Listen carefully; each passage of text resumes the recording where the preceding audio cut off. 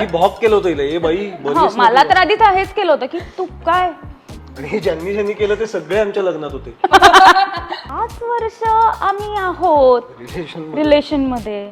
आता कुठे परत दुसरा शोधा, त्याला सुधारा, कशाला?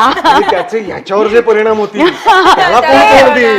मी राडे घातले असते असलं काही केलं असतं. पण मुळात गुंड आहे. म्हणजे आईने सुद्धा मला विचारलं, स्वप्नाली तू नक्की विचार केलायस? आई वडिलांनी पण गिव्हअप केलं होतं एका माझ्यावर, तुला हवं ते कर बाबा, काय सांगणार. त्याचं इम्पल्सिव्ह असल्यामुळे हा बाई तो रागेट ऍक्च्युली तसा खरंच नाही आहे तो. आपण ह्या पॉइंट नंतर आपलं विमान उडू शकतंय ते आम्हाला नाही जमत. लव गेम लोचाच्या नवीन एपिसोडमध्ये तुमच्या सगळ्यांचं खूप स्वागत आहे.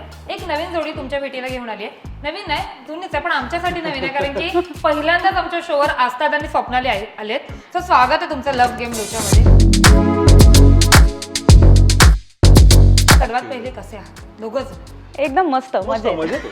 आता लग्नाला एवढी वर्ष झाली आहेत. एवढी नाही नाही झाली झाली, आता, खरं. दोनच झाली. म्हणजे 2 वर्ष म्हणजे तेवढीच वाटतात ना लग्न झाल्यानंतर. सो कसं वाटतंय, कसं चाललंय तुमचं दोघांचं? तू सांग. छान चाललंय, मस्त चाललंय. ऍक्च्युली लग्नानंतरच्या जबाबदाऱ्या ह्याला जास्त आता जाणवायला लागलेल्या आहेत. म्हणजे आधी खूप जबाबदारी मी घ्यायचे, आता तो घेतो, त्याच्यामुळे मी जरा चिल असते. लग्नानंतरचे बदल, हो हो हो, खरंच. चेंजेस. हा हा, लव्ह आफ्टर लाईक कसं वाटतंय तुला? तू सांग रे. मी काय, मी सध्या बाहेरच असते अर्धा वेळ. हो, आता ऍक्च्युली काय म्हणतात, कामाचा रेशो आत्ता ह्या पॉइंट ऑफ टाइमला ही बिझी आणि मी तसा काय म्हणतात सबॅटिकलवर आहे बाय चॉईस. त्यामुळे मी बऱ्यापैकी घरी असतो. त्यामुळे मग ही म्हणली तसं घरच्या जबाबदाऱ्या आहेतच. हां, त्यामुळे केलं आधी भांडी घासणं ही सगळं आता माझ्यावर आहे. आणि हो हो शिशी स्वप्नाली काय सांगशील, म्हणजे आजच्या ह्या सगळ्या कामांना जो झालेला चेंज आहे त्याच्यामध्ये तुझ्यामुळे, तू काय सांगशील त्याच्यामध्ये? कधी कधी धडपण येतं मला. पण हे मी आधी पण करायचो, कारण मी मुंबईत नाही, shift म्हणजे हां. झाल्यानंतर काय करायचं. घरी काम ह्या कामांसाठी कधीच स्वयंपाकासाठी वगैरे होत्या. नाही म्हणजे इवन तो बॅचलर होता तेव्हा सुद्धा घर स्वच्छ असायचं, म्हणजे बेसिक स्वच्छता असायची. बाकी अदरवाईज फार नाहीच एक्सपेक्ट करणं. म्हणजे कोणी आम्ही पण मुली राहायचो तेव्हा पण एक बेसिक घर व्यवस्थित ठेवतोच आपण, कारण आपल्याला ती शिस्त आहे. पण कधी कधी सांगते ना, मलाच दडपण येतं की अरे ह्याला जास्त तर करायला लागत नाहीये ना, किंवा हा कधी कधी इतकं व्यवस्थित करतो, कारण हा किचन उत्तम सांभाळतो. मला एवढं नाही व्यवस्थित सांभाळते, हा उत्तम. हा जर स्वयंपाक करत असेल तर अजिबात पसारा दिसणार नाही तुम्हाला, अजिबात म्हणजे अजिबात दिसणार नाही. पण तो खरंच खूप छान चांगला बदल पण आहे की मला तरी. आणि ठीक आहे, पटकन म्हणजे हसला काय नाही, बदल चांगला बदल आहे, म्हणजे पुढचं वाईट बदल पण काही आहे नाही. असं मला असं एक रेझोनेटिंग नाही, कधी कधी सांगावं लागतं, टोचून द्यायला लागतं जरा, असं म्हणजे फोनवर ना, कारण अरे हे केलंस का. कंटाळा येतो मला. सो मला थोडंसं पागे जायला आवडेल रिलेशनशिप कडे तुमच्या. सो आता आजकाल सगळ्यांनाच माहिती आहे, थोडासा रागीट आहे, थोडासा पटकन बोलतो. पण तुला त्याचा जो स्वभाव असा पटकन आवडला का? नाही, अजिबात म्हणजे नाही, कसं होतं ते? अजिबात नाही. माझ्या तर खूपच डोक्यात जायचा तो, कारण मुळात हा फक्त आता काय होतं ना की ठीक आहे आता हा आहे, आता आपण एक्सेप्ट केलेलं आहे, तर असं आहे. पण तेव्हा कारण असं होतं की एकतर अगेन त्याची इमेज जशी होती माहितीच होती की माज आहे, ह्याला चेहऱ्यावर दिसतोच जो आमच्या, तर तो माज आहे. तर पुढचं पाऊलच्या सेटवर आम्ही जास्त काम केलं, कारण तेव्हा सो तेव्हा असं झालं होतं की सगळे म्हणाले होते की जाम माजोरडा आहे तो, असं तसं. म्हटलं ठीक आहे, पण माझा एक आयुष्यात फंडा आहे अजूनही की आपण अनुभवलं नाहीये तोपर्यंत आपण जज नको करायला. जर मलाही अनुभवलं तर ठीक आहे, दॅट इज ओके म्हटलं. पण आमचे ते इक्वेशन्स म्हणजे तो माज करायचा नाहीच नाही, म्हणजे तो तसाच आहे किंवा तसाच वागायचा, काही वेगळं असं नव्हतं.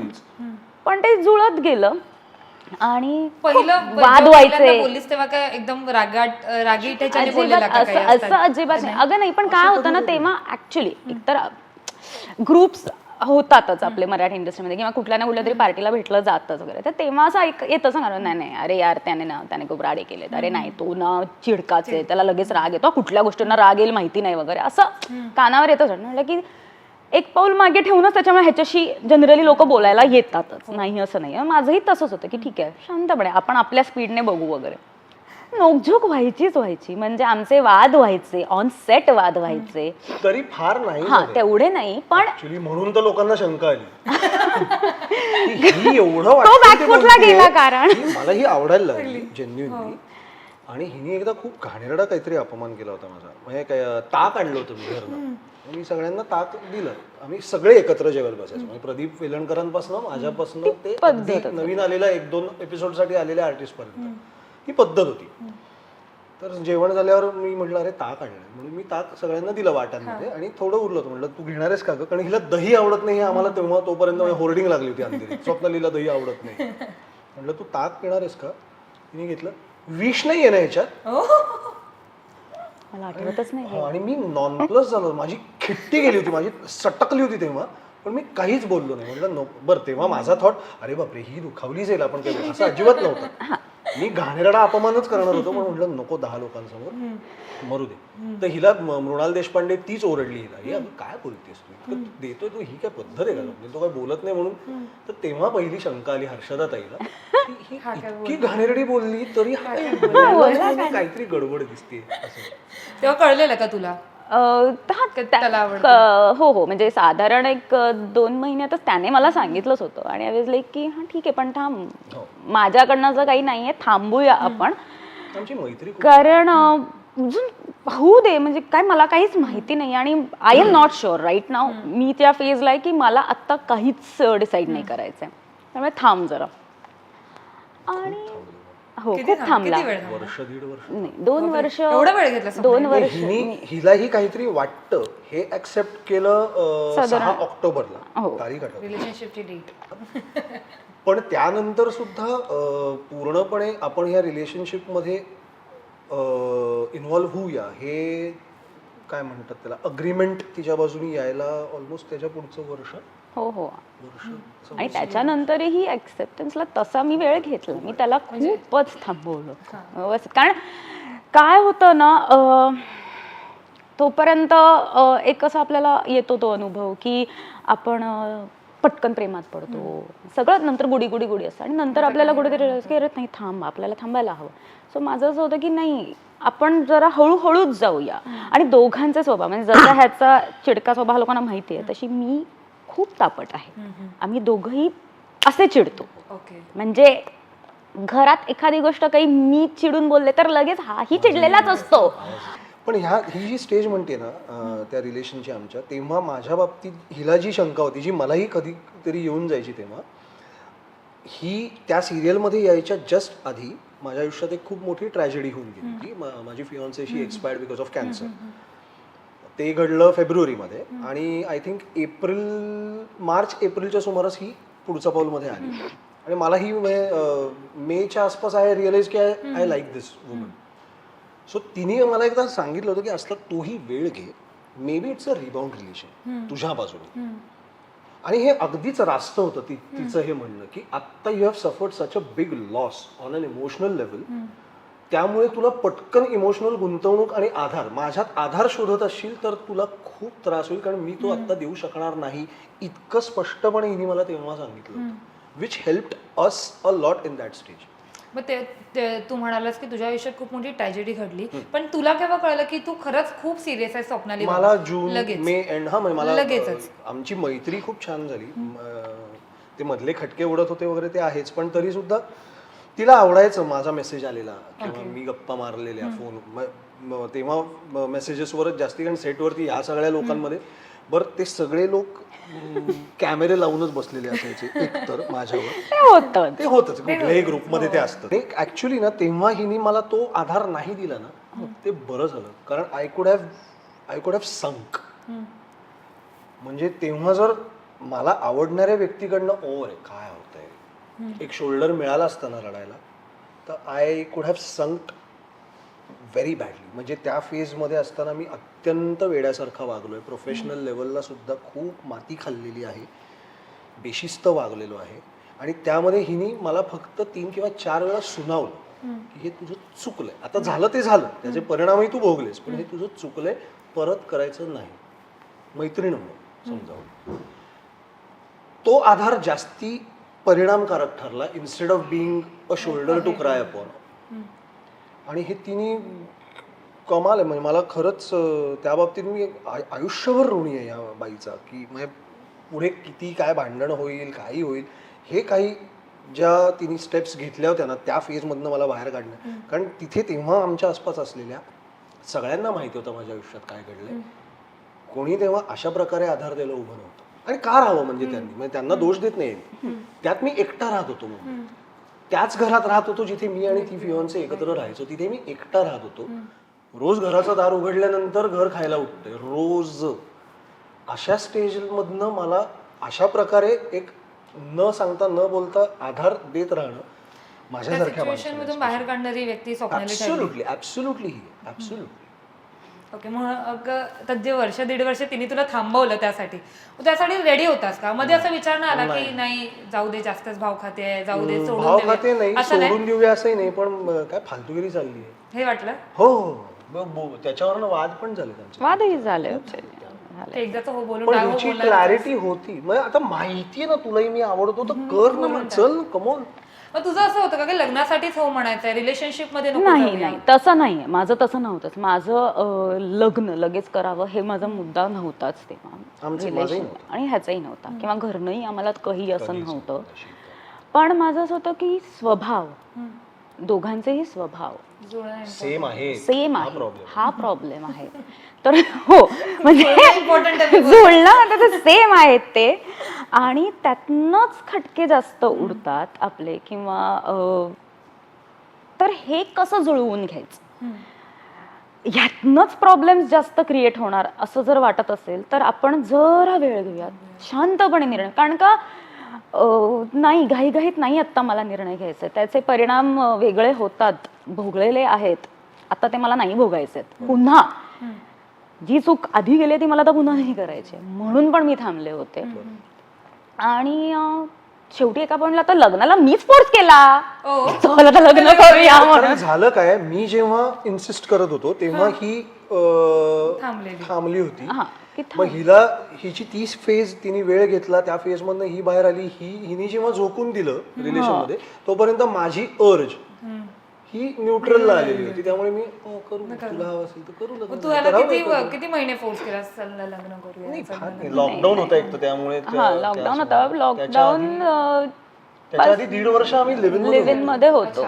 दीड काय, ही आणि हिच्या 2 मैत्रिणींबरोबर ही राहायची तेव्हा मी माझ्यापेक्षा यांच्याच घरी पडी असायचो. तो असा आहे, तो घरी स्वतःच्याच घरी तो बिल, लाईटचं बिल भरायचं, सामान ठेवायला एक घर भाड्याने होतं माझं मुंबईत, राहायचो मी यांच्याच घरी जवळ, इतकं होतं. पण तरी ते फरक पडतो, त्याचा फरक पडतो. पण लिव्ह इन रिलेशनशिप साठी तुमच्या आई वडिलांकडून किती सपोर्ट होता, किंवा नकार वगैरे काही आला का? पूर्ण सपोर्ट होता. पूर्णच. मग लिव्ह इन मध्ये राहायचा निर्णय कसा घेतला तुम्ही दोघांनी? म्हणजे कसा ठरला की चल लिव्ह इन मध्ये राहूया? म्हणजे मला माहिती नाही, मी विचारतो शिफ्ट हो की आता असं. हा, म्हणजे काय होतं, कारण मीही दुसरीकडे राहत होते, हाही राहत होता, हा ऑलमोस्ट, आणि तो तिथेच खरंच पडीक असायचा. मग आमचं एका म्हणलं झालं की चल आता एकत्र राहूया. मग म्हणजे आता झालं, आता जग जाहीर झालेलं आहे, घरी पण कळलेलं आहे. बिग बॉस मध्ये जाहीरच झालं ना, तेच झालं. ते बिग बॉस मध्ये कळलं. माझ्या घरच्यांची रिॲक्शन तर ते इतके खुश होते की मी टेन्शन मध्ये आले. म्हणजे तुला असं झालं घरचे मागे लागणार. बिग बॉस मध्ये जेव्हा हा बोललेला तुझ्याबद्दल, तेव्हा तुला असं झालं का बोलला हा इकडे, काय गरज होती? झालेलं झालं होतं अकबर, मी नव्हतोच बोललो. सुरुवात हिच्याच मैत्रिणीने केली होती, मेघा धाडे नावाच्या. म्हणून मी काही बोलू शकले नाही. कारण मी त्यांना म्हटलं ठीक आहे, पण कारण काय होतं ना, सगळं याच्यातनं मला झालं की थांबूया स्वप्नाली, जरा थांब, अजून थांब. काही होतं का असं स्पेशली काही अनाऊन्स करूया सोशल मीडियावर, असं काही नव्हतं? आमचं असं काहीच नाही, तो स्वभावच नाही आमच्या दोघांचाही. पण तरी काय होतं ना, स्वतःचा अश्युरन्स खूप महत्वाचा असतो, आणि तो मला यायला जरा वेळ घेत होते मी. म्हणजे होता नाहीच नाही, पण तरी एक कुठेतरी धाकधूक राहते ना ती. त्यामुळे माझं झालं की नाही, थांबू. ती धाकधूक हा शब्द फार करेक्ट आहे. ती माझ्या स्वभावामुळे पण निर्माण होणारी गोष्ट आहे, आणि हे मला माहिती आहे. बरं, माहिती आहे, कळतंय, पण वळत नाही, अशातला भाग येतो. हा, कारण मग ते लागायला लागलं. कारण मग शेवटी माझे बाबा म्हणाले की कर आता स्वप्नाली, तुम्ही लग्न करा. नाही माहिती, आणि त्यांचं असं म्हणणं की आम्हाला अश्युरन्स हवाय. तुम्ही लिव्ह इन राहाल सगळं ठीक आहे आणि आमचं पण तसं म्हणणं नाहीये, पण मला हवंय आम्हाला कुठेतरी म्हणजे तुमचं ठरलंय ना एकत्र राहायचं, मग लग्न करा की. असं झालं. इतकं छान लॉजिकल होतं आणि त्यांचं हे. मग माझं असं झालं की बरोबर आहे, म्हणजे किती म्हणजे आता खूप समजून घेतलं आई बाबांनी आणि त्यांनीही वेळ दिला, नाही असं की नाही की त्यांनी वेळ नाही दिला, त्यांनी व्यवस्थित वेळ दिला. म्हणजे माझी आई तर व्यवस्थित तिचं म्हणणं, तू नक्की नीट विचार केलायस, तुला थांबायचं असेल अजून तर आपण थांबू, काहीही टेन्शन नाहीये, अशी माझी आई आहे. सो मला विचारायचं की आपण फ्रेंड्स असतो तेव्हा एक वेगळी केमिस्ट्री असते, रिलेशनशिपमध्ये एक वेगळी केमिस्ट्री असते आणि लग्न झाल्यानंतर एक वेगळी केमिस्ट्री जाणून येते, प्रत्येकालाच कळते. तर तुम्हाला लग्नानंतर तुमच्यात काय बदल जाणवलेत का, किंवा नवीन गोष्टी काही कळल्यात का तुमच्या दोघांना एकमेकांच्या? 2 वर्ष झाले लग्नाला, काहीतरी नवीन गोष्टी कळल्यात असतील. चांगली गोष्ट जी हिच्याबद्दल ॲक्च्युली लग्नानंतर नाही, ती आधीच कळली होती की तिने इनस्पाईट ऑफ मी बिंग मी मला ॲक्सेप्ट केलं. आणि मी नेहमी सांगतो, I am a difficult person to handle. कारण इमोशनल स्विंग्स बायकांचे नसतील तेवढे माझे असतात. हो, आणि हे खरं मूड स्विंग्स, हो हो हो हो, ॲब्सोल्यूट मूड स्विंग्स असतात माझे. आणि मला माझा वेळ आणि माझी स्पेस लागते. लग्न झाल्यानंतर ती मला हवी तेव्हा मिळावी ही अपेक्षा ठेवणं चुकीचं आहे, हे कळत असूनही माझी ती अपेक्षा असते. आणि ह्या सगळ्यामधनं अगदी जेन्युइनली सांगायचं तर 2 वर्षामध्ये फार काही मोठे कांड न होता आमचा संसार टिकलाय. तो हिच्या ॲडजस्टिंग नेचरमुळे टिकलाय, हे मी मान्य करतो आणि हे मी अगदीच मान्य करतो. हिने मला दिलेल्या समजूतदारपणातनं दिलेल्या काही संधींमुळे तो टिकलाय. निगेटिव्ह गोष्ट जी हिच्या स्वभावातली अर्थात ती रिॲक्शन असू शकते ह्या सगळ्या माझ्या मूड स्विंग्स आणि ह्याच्यावर कदाचित, जी पटकन जाणवली ती म्हणजे काइंड ऑफ हेकेखोरपणा जो म्हणतो ना आपण, जे मी मगाशी म्हटलं, हे आत्ता म्हणजे आत्ताच पाहिजे, हे अगदीच बेसिक रूप आहे त्याचं. तीही मान्य करते ते. हां, म्हणजे मी हिला कधी कधी, अगं तू किती क्रिब करतेस, थांब ना, करतो होईल. सो हे जरा वर आलंय, कारण पुन्हा जबाबदाऱ्या वाढल्या, बदलल्या. तिने काही गोष्टी अचानक घडलेल्या हे ॲक्सेप्ट केल्या, त्यातनं वेंट आउट. ती तरी वेंट आउट कुठे होणार? बरं, हे सगळं डिस्कशन आमच्यात होतं की अरे मी राग कुठे काढू, तू रस्त्यात मारामाऱ्या तरी करतो, मी करू का? हो प्लीज सर. तू काय सांगशील? आई ग, त्याचं मला असं वाटतं की आजताच असं झालं की मी तो ना जबाबदारीचं ओझं घ्यायला लागलाय. म्हणजे काही कधी कधी गोष्टींचं तो असं ओझं घेतल्यासारखं वागतो, वावरतो, किंवा त्याला वाटतं त्याचं ओझं. असं मला वाटतं की लग्न ही जबाबदारी आली असं. म्हणजे थोडंसं असं वाटतं की मला असं वाटतं कधीतरी चल टाइमपास करू, हे करू, आणि त्यावेळेला त्याला असं काहीतरी नाही, काम आहे आता, आपल्याला काम केलं पाहिजे, घर आहे आपलं, जबाबदाऱ्या आहेत, असं होतं. आणि माझं झालं की ठीक आहे चल, आत्ता नाही करणार तर नंतर कधी करणार होतं आपण, असं होतं. हा जरा एक त्याच्यातला बदल मला हा जाणवला, कारण हा आधी असा नव्हता. आधी त्याचं असं आहे की चला मस्त मज्जा करू, टाइमपास करू, किंवा हा फिरायला जायचा नाही असं नाही. आणि आता तसं होत नाहीये. आता तो जरा जास्त काम काम काम काम काम अशी ही एक त्याने त्याचा पवित्रा झालाय तो. म्हणतात ना नवऱ्यांना लग्न झाल्यानंतर जास्त म्हणजे आणि हे मला खरंच पटकन जबाबदारी उचलतात, तसं असतात पटकन उचलले. म्हणजे लग्नानंतर मेल फिमेल मधला काही एक बदल असतो, त्यातला मेल मधला आय थिंक हा खरंच आहे की जबाबदाऱ्या त्या अशा त्याचं ओझं करून ठेवतात ते. म्हणजे त्या खरं आहेतच, त्या आधीही असतातच खरं तर, पण त्याचं ना साधारण आता ओझं करून ठेवतात ते. सो ते बाबा कमी कर, एवढंच मला याला सांगायचं आहे की नको एवढं टेन्शन घेऊ, सगळं होणार आहे, सगळं व्यवस्थित होणार आहे. आपल्याला तोच ॲटिट्यूड ठेवायचा की सगळं होतं, छानच होतं. स्वप्नाली, मला तुला विचारायचं की असतात रागीट आहे आपल्या सगळ्यांनाच माहिती. सो तू त्याचा राग शांत करायला एक्झॅक्टली काय करतेस? कधी राग आणि तू शांत आहेस आणि तो एकदाच खूप रागवला विनाकारण, तू काय करतेस त्याचा राग शांत होण्यासाठी? काय नाही ऍक्च्युली, तो वेंट आउट होतो, तो चिडतो वगैरे सगळं बोलतो, मग मी शांतपणे ऐकून घ्यायचं. आपण तिसऱ्या दिवशी बोलायचं, तिसऱ्या दिवशी त्याच्याशी बोलायचं, कधीही दुसरा दिवस पण नाही, तिसऱ्या दिवशी त्याच्याशी बोलायचं. आणि मग त्याला सांग काय आता मग काय झालं, मग तुला असं वाटतं का तू हे योग्य केलंस, मग तेव्हा मग त्यालाही त्याचा मुद्दा कळतो. सो त्याचा राग शांत होण्यासाठी ज्या मुद्द्यावर मी चिडलेला असतो तोच मुद्दा मी नीट शांतपणे पण बोलतो. आणि मग हेच होतं की मग का मग आपण शांतपणे विचार कर ना तू खरं तर. पण त्याचे मुद्दे 99% करेक्ट असतात, म्हणजे ज्या मुद्द्यावरनं तो चिडतो. पण पद्धत, ती 1% जी पद्धत आहे ना ती चुकते त्याची, ती नेहमी चुकते. आणि त्याची आता नेहमीचं प्रमाण हा कमी जरा झालेलं कमी झालंय पण तरी सुद्धा. आणि म्हणून मग तिसऱ्या दिवशी त्याच्याशी बोलायचं, त्याला चिडू द्यायचं. तोच एक उपाय आहे, त्याच्यावर दुसरा काही नसतो उपाय. तुला जेव्हा म्हणजे लोकांना असं कळलं की आज तुझा बॉयफ्रेंड आहे किंवा तुमचं लग्न होणार आहे, तेव्हा तुला असं काही लोकांकडून काही अशा कॉम्प्लिमेंट्स मिळालेल्या का, हे बरं बाई तू ह्याला सांभाळतेस कशी, असं काही कोणी म्हणालेलं का? आधी भॉक केलं होतं हिला, ए बाई बरी हो, आहेस ना मला तू? तर आधी हेच केलं होतं की तू काय. आणि हे ज्यांनी केलं ते सगळे आमच्या लग्नात होते. सगळ्यांनीच केलं मला, नाही असं नाही ऑब्व्हियसली. कारण माहितीये मी माझा स्वभाव, त्याचा स्वभाव. कारण मी चिडते वगैरे सगळं ठीक आहे, पण मी तरी शांत आहे. मी तरी समोरचा शांतपणा ऐकून घेते आणि तरच मग मी नंतरच चिडते. त्याचा तसं नाहीये. क्यू स्वप्नाली क्यू असं क्यू करीये तू. म्हणजे इवन माझ्या बेस्ट फ्रेंड्स त्यांनीही सांगितलं की स्वप्नाली हे सोपं नाहीये, म्हणजे तुला जरी वाटत हे सोपं, म्हटलं अरे नाहीच सोपं, मला माहिती आहे. पण माझं असं झालंय की आता 5 वर्ष आम्ही आहोत रिलेशन मध्ये, आता कुठे परत दुसरा शोधा, त्याला सुधारा, कशाला. आणि त्याचे ह्याच्यावर जे परिणाम होतील त्याला कोण तोड देईल. मी राडे घातले असते असलं काही केलं असतं. मी लिहून देतो, कारण मुळात गुंड आहे मी स्वभावाने. त्याच्यामुळे म्हणून खूप जणांनी सांगितलं नाही असं नाही. मी बोलते ना, माझ्या आईने सुद्धा मला विचारलं स्वप्नाली तू नक्की विचार केलायस. असं तू स्वप्नालीला घाबरतोस का, म्हणजे काय कसली तरी भीती आहे का तुला थोडीफार आहे? घाबरतो हो म्हणजे असतात कोणाला तरी घाबरतो.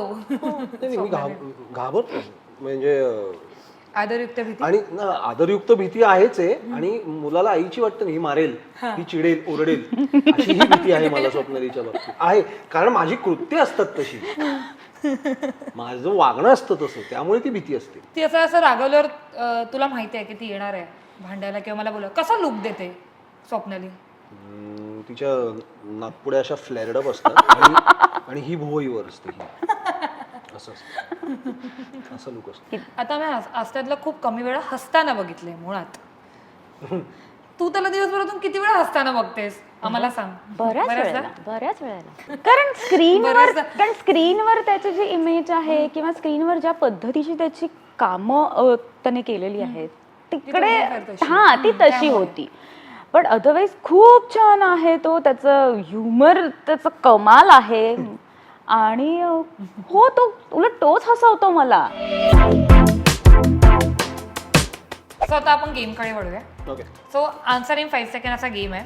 सो मी तुम्हाला काही प्रश्न विचारते, 5 सेकंड मध्ये उत्तर द्यायचे. ओके? दोघांनी का कोणी मी पहिले स्वप्नाली एक आस्तादने केलेली पहिली सिरियल आणि त्यातील त्याच्या कॅरेक्टरचं नाव काय होतं? पहिली सिरियल मला नाही माहिती त्याची. त्याने बघितलं बघ, लोक दिला त्याने तुझ्याकडे कसा? तुझ्या विना नाही. मुंबईत आल्यानंतरची हो ना, तुझ्या विना. त्यातलं नाव नाही तेवढं नाही माहिती, मी लहान होते अगं. कारण मी तेव्हा टीव्हीवर बघत होते ना ते, मी लहान होते, म्हणून लहान नाही होते. कॉलेजमध्ये होते मी कॉलेजमध्येच होतो. मला नाही नाव मी विना. मलाही नाही आठवत ऍक्च्युली. तुझ्या विना एवढंच बरोबर बोलले मी, तुझ्या विना ना मुंबईत आल्या. मुंबईत आल्यानंतरची पण बरोबर ना. पण ऍक्च्युली पहिली सिरियल माझी नंदादी. तेवढं कसं माहिती? असतात तुला. स्वप्नालीने लग्नात घेतला कोणता उखाणा घेतला होता? मला नाही आठवत. नाही आठवत. डायरेक्ट बोला मला नाही आठवत. मी नाही बोलणार. कारण तिने पाठ करून आली होती ती. नाही, मी नव्हते पाठ करून. तू पण इम्प्रॉम्प्टू घेतला. हा, मग इम्प्रॉम्प्टू तिथे सुचलेल्या गोष्टी होत्या, तिचाही आणि माझाही. सो मला नाही आठवत. दोघांनाही आहे. आस्तादला 10वीत किती टक्के होते आणि 12वीत किती टक्के होते? स्वप्नालीला 10वीत किती टक्के होते आणि 12वीत किती टक्के होते? नाही, मलाही नाही माहिती. नाही विचारलं मी. हे कधीच नाही एकमेकांच्या शाळेचं नाव? ह्याच्या शाळेचं ना कटारिया हायस्कूल. हिच्या नाही माहिती मला. माझ्या शाळेचं तरी का माहितीये, कारण बाबाही त्याच शाळेत शिक्षक होता, त्यामुळे बऱ्याचदा विषय निघतो म्हणून. एकमेकांच्या टूथब्रशचा रंग? ब्लू आहे तिचा पिंक व्हायलेट कडे झुकणार. ओके. बरं, ते सेम ब्रँडचे असल्यामुळे ते वेगळे रंग घ्यायला लागतात. आणि एकमेकांच्या कझिन्सची नावं 3 कोणती? कझिन्स तनुश्री, त्याच्यानंतर सौमित्र, तिसरा कोण आहे अजून तुझं ते रोहित नाही तो मामा आहे. मामा आहे तुझा का? अगं आत्ता बारसं झालं ज्याच्या मुलीचं. हा शमित. हा. अरे नाव आहेत कारण अगं ह्याच्या घरच्यांशी फार बोलणं होत नाही. काय फार खरंच नाही. माझ्या ह्याच्यात अगदीच माहिती आहे त्याला नाव. काय आता अजिंक्य, अभिषेक, सायली, जुईली, 3 श्रेया, सांगितले, 6 सांगितले. कारण इंटरॅक्शन जास्त रमलाय तुझ्या फॅमिलीमध्ये आता जास्त. कारण इंटरॅक्शन जास्त, Interaction खूप होतं. भेट होते तेवढी. आता आपण अजून एक गेम आहे जो तुम्ही कदाचित लग्नात खेळला असाल ना. अजिबात नाही. नाही खेळला. आम्ही इथे खेळ नाही, आम्ही काहीच खेळ सह्या केल्या. इथे हे खेळूया. केलं. हो. सो आस्ताची अंगठी आहे ती शोधायची. शोधू. हा ती दिसते मला इथे. हे नाही माझ्या पण अंगठ्या आहेत त्याच्यामध्ये. अच्छा हा हो मगाशी होत्या तुझ्या हातात. मस्त आहे गार पाण्यात. तू शोध. मी हात अरे अगं. दिसतो. कुठे गेली? थांब, थांब, थांब, थांब, नाहीच आहे. थांब. नाही ए नाहीये ती काय? आहे आहे आहे. चल तू 5 काउंट्स पर्यंत शोध. वर काढून नाही बघायचं याला काय अर्थ आहे. आज शोधायला काय गेला. मासे नाही येत तिथे आले जाळ्यात बघायला. तू पण तेच करतोय. तुझं दाखवलं कसं तिथे.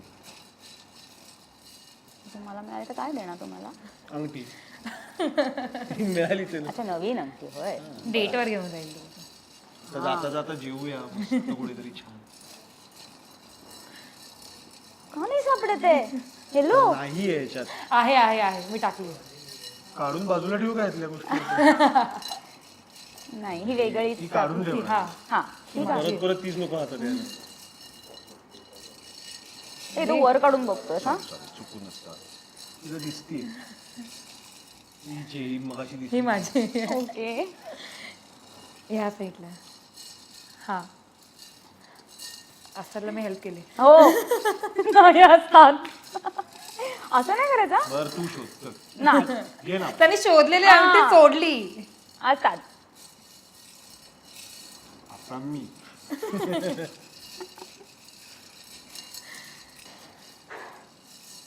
माझे पेशन्स अरे संपायला बापरे. लागले. हे घे. हे. तिचा पेशन्स लवकर संपतो ह्या बाबतीत. या बाबतीत. अदरवाईज खूप खूप आहे. हे बघ इकडे. नाहीये तिकडे. आहे आहे लागली. अगेन आस्तातलाच भेटली. हा कारण तू मदत केली त्याला. कारण की त्याचं मगाशी येऊन गेली होती आता ही हातात. ये आस्ता जिंकलेला आहे. ही सुद्धा आम्ही काही तो आता लोचा आहे. लोचाकडे वळूया की तुमच्या आयुष्यात रिलेशनशिपमध्ये फ्रेंडशिपमध्ये किंवा लग्नामध्ये असे कोणते 3 लोचे झाले होते प्रत्येकी 3-3 सांगायचे. की दोघांनी एकत्र 3? मग तू सांग कारण मी जास्ती लोचे केले. जास्त लोचे. हो हो. आस्ताद इज द लोचा मॅन. हो असतातमुळेच लोचे झाले आमच्या बट काय झालं एखादा किस्सा? मग लग्नही थांबलं असतं माझं आमचंच म्हणजे. काय झालेलं? कारण सांग सांग. त्याने राडे केले. आमच्यात वाद झाले होते. आमचं म्हणजे लग्न ॲक्च्युली आम्ही आईवडिलांना भेटवायला गेलो तर आईवडिलांनी आमचं लग्नच ठरवलं दोघांनी पण ठीक आहे मग ते ठरलं वगैरे. आणि त्याच्या आधी असं झालं होतं की ठरलं म्हणजे लग्न करू हा असं. यांचं व्हायला हवं असं ठरलं. तारीख बिरीख ती स्टेज नव्हती. आणि आमचं असं झालं की काहीतरी ह्याने वाद झाले आमच्या घरात.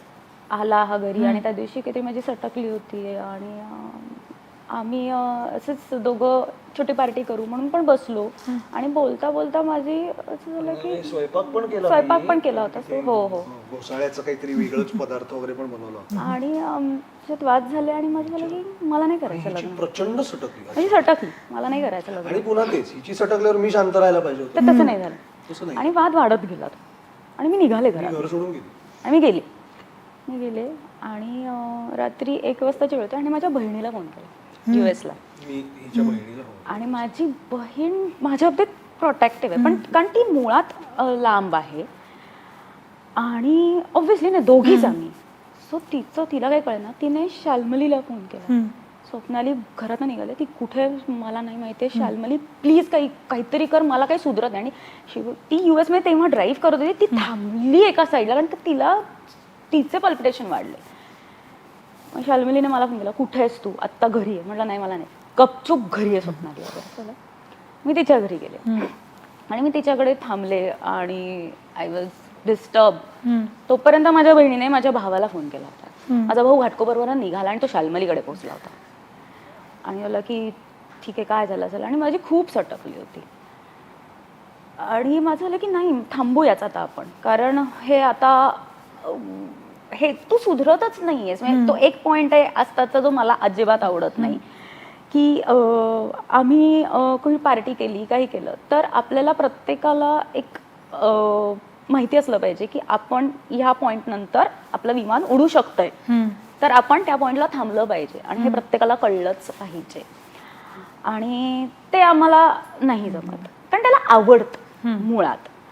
सो माझं झालं की बरोबर आहे, पण त्याचं जर, कारण काय आहे, बिईंग इम्पल्सिव्ह आणि असल्यामुळे ना एका पॉइंटला चिडतो आपण, मग भांडणं होतात.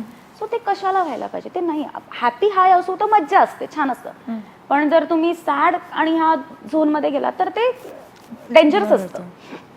त्याला कधीच. आणि माझं झालं की बास, आता मी थकले. दुसऱ्या दिवशी बॅग भरून उरलेलं सामान आणि मी सगळं घेऊन गेले, सामान clear केलं. मी घेऊन गेले आणि सगळं झालं. त्याच्यानंतर मग तोही सॉरी म्हणाला, सगळं झालं. आम्ही परत की ठीक आहे, चल दिस इज द लास्ट चान्स असतात असं म्हणून मग आम्ही काउन्सिलिंग केलं. असं नाही की आम्ही काउन्सिलिंग सुद्धा केलं.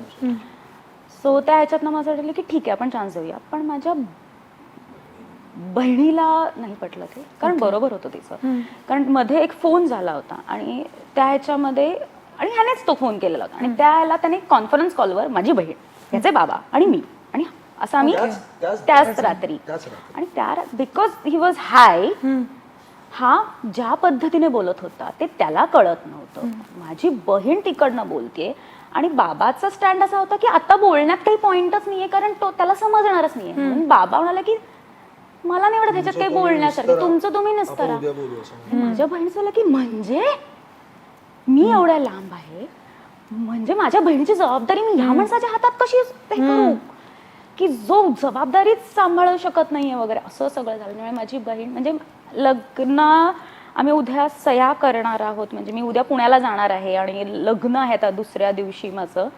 आणि माझी आदल्या रात्री पण मी रडत होते, कारण माझी बहीण ती की नाही, मला काय पार्टिसिपेट, म्हणजे ती आली पण नाहीच आली ती. आणि तिचं झालं की नाही, तुम्ही लग्न ठरवून पण टाकलं, म्हणजे तू करतेस लग्न त्या माणसाशी वगैरे, असं सगळं झालं. दॅट वॉज द मेन लोचा. हा सर्वात मोठा लोचा आहे.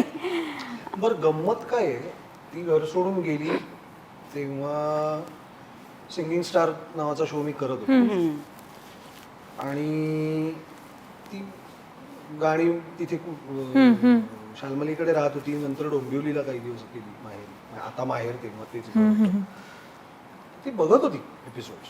बरं, आम्ही नंतर एक 3-4 दिवसांनी फोनवरती कॉन्टॅक्टमध्ये होतो. मध्ये एकदा आमच्या एका मित्राचं सलॉन आहे वाशीला, तिकडे हिला जायचं होतं, तर मी डोंबिवलीला गेलो होतो, तिथनं हिला पिकअप करून आम्ही वाशीला. सो पूर्ण कॉन्टॅक्ट नव्हता कट केला, पण रिलेशन थांबलं नाही, हे हिचा स्टँड नक्की होता. काही दिवसानंतर the whole controversial part of the whole scenario fizzled out. आणि नंतर जेव्हा ऍक्सेप्ट झालं की नाही, okay let's give it one more chance, तेव्हा आमचं एकदा बोलणं झालं की कसला काय त्या दिवशी ट्रिगर झालं होतं, तर हे तिलाही आठवत नव्हतं आणि हे मलाही आठवत नव्हतं.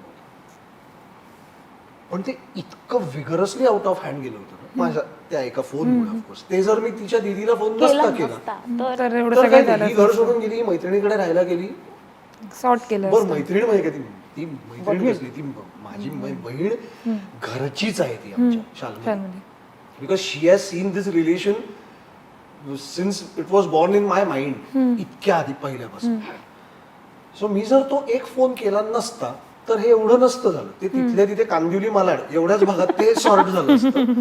ते टेक्सास पर्यंत जाणं आणि पुण्यापर्यंत जाणं आणि डोंबिवलीपर्यंत जाणं, हे जे झालं तो माझ्या, पुन्हा मी ते सुरुवातीलाच माझ्या स्वभावामुळे अनेकदा घोळ झालेली आहे, त्यातला हा एक.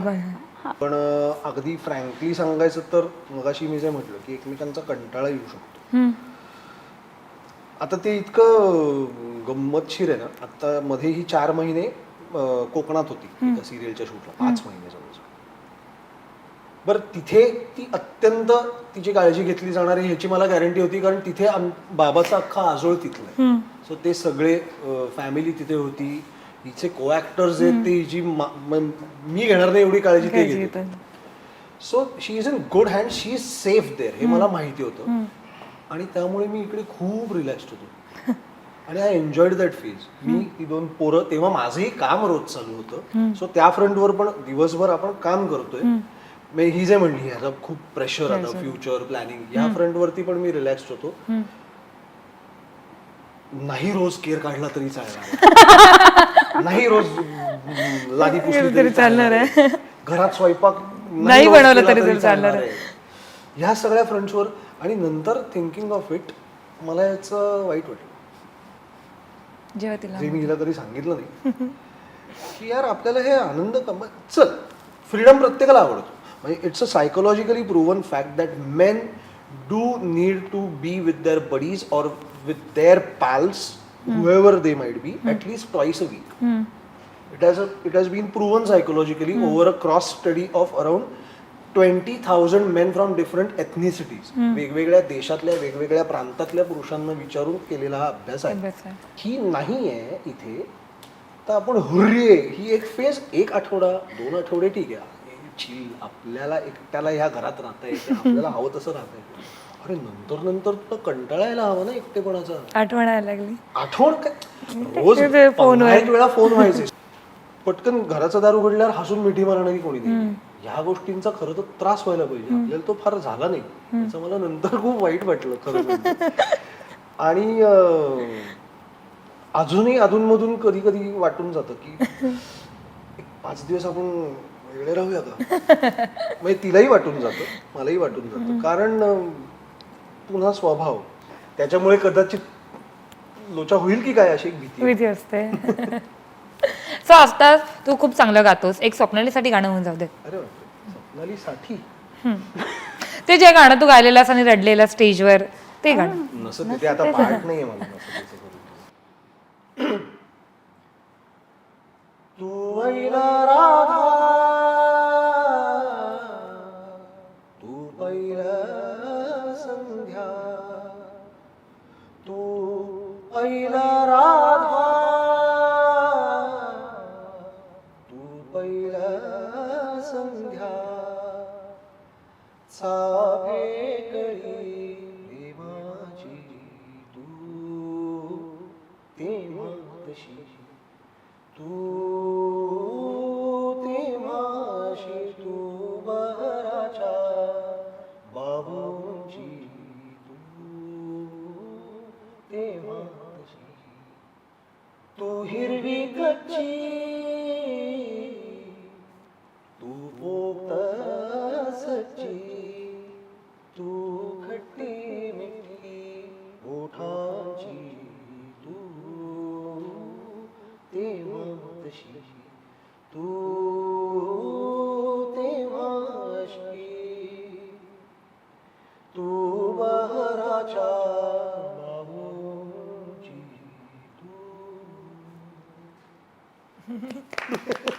खूप सुंदर, खूप छान. So thank you so much guys. मस्त वाटलं तुमच्यावर तुमचं जे प्रेम आहे ते आम्हाला ऐकून. So thank you so much. जसं हा म्हणतो तसं आमचं बिटर स्वीट येस. माझा खूप लाडका शब्द आहे तो. Bittersweet. सो आमचं